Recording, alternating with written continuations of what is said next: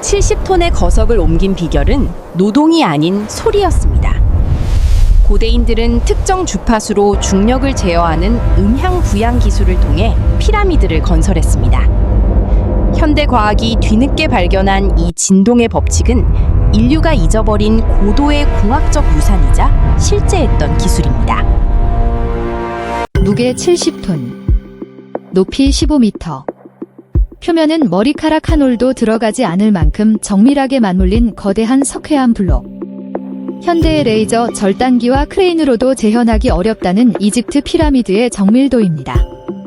고고학자들은 수만 명의 노예가 통나무 굴림대로 이 돌들을 운반했다고 설명합니다. 그런데 정말 그것이 전부일까요? 오늘 우리는 인류 교과서가 철저히 침묵해온 충격적인 가설과 마주합니다. 고대 문명은 우리가 상상조차 못한 기술을 보유하고 있었습니다. 바로 소리로 물질을 제어하는 기술입니다. 1997년 스위스의 음향 물리학자 한스 예니는 충격적인 실험 영상을 발표했습니다. 금속 판 위에 모래를 뿌린 뒤 특정 주파수의 소리를 발생시키자 모래는 스스로 움직이며 정교한 기하학적 패턴을 만들어냈습니다. 원, 삼각형, 육각형, 나선형. 소리의 주파수를 바꿀 때마다 패턴도 즉시 바뀌었습니다.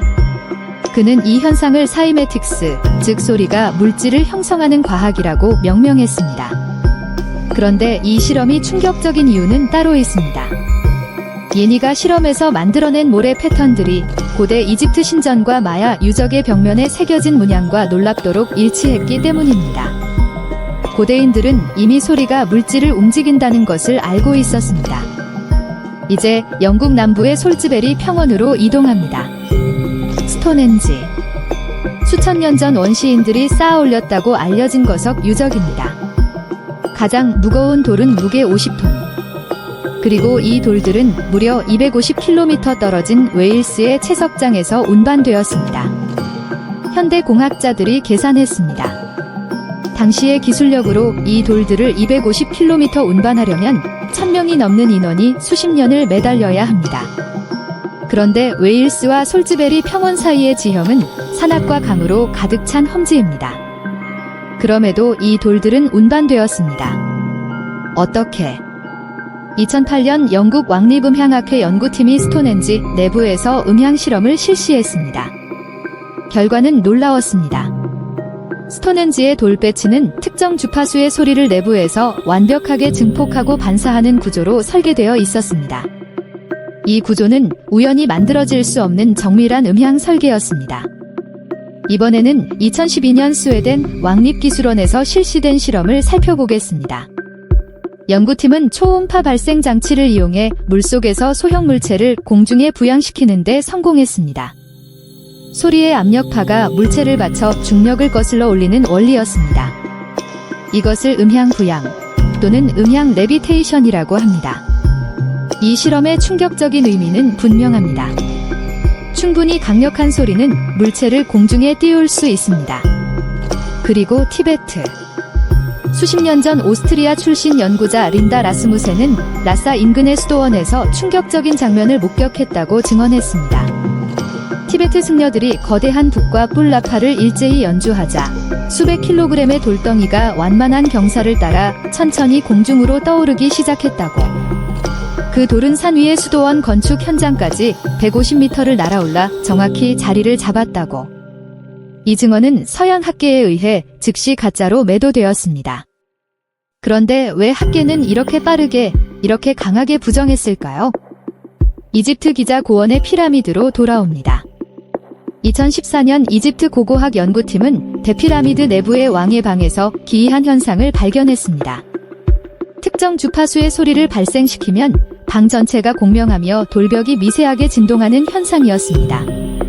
그 공명 주파수는 정확히 사람의 뇌파와 일치하는 범위였습니다. 연구자들은 더 나아갔습니다.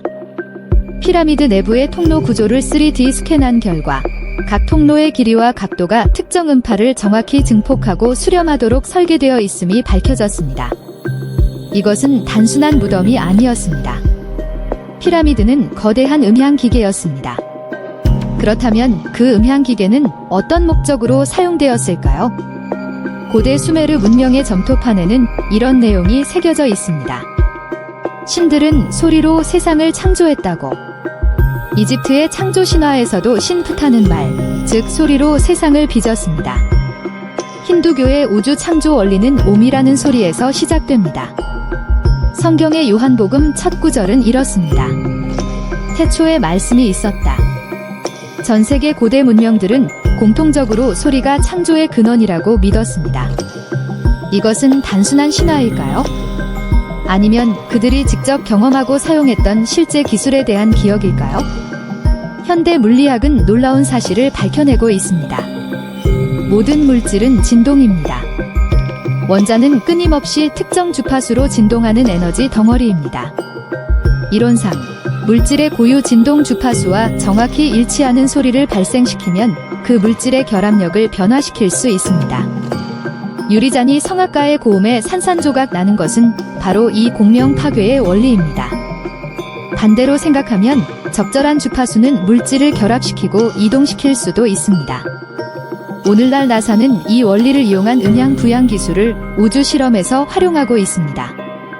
의료 분야에서는 초음파로 체내 종양을 파괴하는 시술이 보편화되어 있습니다. 우리가 첨단 기술이라고 부르는 것을 고대인들은 이미 알고 있었을 수도 있습니다. 왜 이 지식은 사라졌을까요? 역사학자들은 말합니다. 문명의 붕괴와 전쟁, 그리고 도서관의 소실. 알렉산드리아 도서관의 화재로 고대 지식의 상당 부분이 영원히 사라졌습니다. 의도적인 은폐라고 주장하는 연구자들도 있습니다. 하지만 가장 소름 돋는 가설은 이것입니다. 이 기술은 사라진 것이 아니라 지금도 극비리에 연구되고 있다는 것입니다. 미국 국방부의 비공개 연구 프로젝트 중에는 음향 무기와 음파 제어 기술이 포함되어 있다는 내부 문건이 여러 차례 유출되었습니다. 그들이 연구하는 것이 고대의 기술을 현대적으로 복원하는 작업일 수도 있습니다. 피라미드는 무덤이 아니었을 수 있습니다. 스톤헨지는 원시인의 재단이 아니었을 수 있습니다. 그것들은 소리를 다루는 거대한 기계였고 그 기계를 설계하고 운용했던 문명은 우리가 교과서에서 배운 것보다 훨씬 앞서 있었습니다. 돌은 스스로 움직이지 않습니다. 하지만 올바른 소리가 주어진다면 돌은 날아오릅니다. 고대인들은 그것을 알고 있었습니다. 그리고 우리는 그것을 잊어버렸습니다. 지금까지 세상의 모든 미스터리를 파헤치는 작가였습니다. 오늘 영상이 흥미로우셨다면 구독과 좋아요 부탁드립니다. 다음 영상에서도 인류의 상식을 뒤엎을 충격적인 미스터리로 다시 찾아오겠습니다. 감사합니다.